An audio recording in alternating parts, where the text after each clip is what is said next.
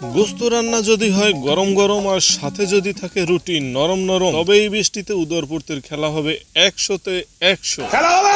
খাওয়ার খেলা যখন হবেই তখন এই খাওয়ার মজলিসে অংশ নিতে এসেছে উজবেকিস্তান থেকে আসা আমাদের জাতির সবার আদরের দুলো ভাই। এছাড়াও তাজিকিস্তান থেকে চলে এসেছেন মিস্টার মশিউর ভাই। কাজাকিস্তান থেকে কালো পানি নিয়ে চলে এসেছেন মিস্টার নয়ন বম। এদিকে নিউ ইয়র্ক থেকে আগত বিশ্ববিখ্যাত শেফ মিস্টার ফয়সাল বে মোগলাই সালাদ বানানো নিয়ে ব্যস্ত সময় কাটাচ্ছেন। ঠিক এই মুহূর্তে সাতক্ষীরা থেকে বিদেশি মেহমানের জন্য ম্যাঙ্গো নিয়ে হাজির হয়েছে মিস্টার কাটাপ্পা সাহেদ। বিশাল এই মজলিসে হাজির হওয়ার জন্য সুদূর মরক্কো থেকে ছুটে এসেছেন প্রিয় ইলিয়াস ভাই মামা।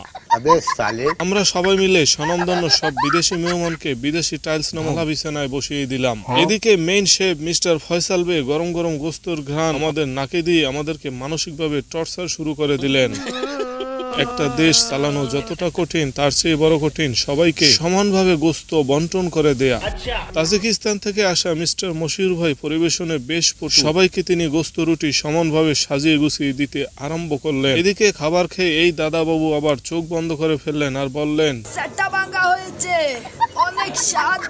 সব মিলিয়ে আনন্দ ঘন পরিবেশের মধ্যেই খাওয়া দাওয়া চলতে লাগলো। আর এই খাওয়া দাওয়া শুধু খাওয়া দাওয়াই না, এই খাওয়া দাওয়ার আয়োজন সবার মাঝে ভ্রাতৃত্বের বন্ধন সৃষ্টি করা, সবার মাঝে সুসম্পর্ক আজীবন ধরে রাখা। আর আমাদের এই অগ্রযাত্রা আপনাদের দোয়ায় 10-এর দোয়ায় চলমান থাকবে ইনশাআল্লাহ।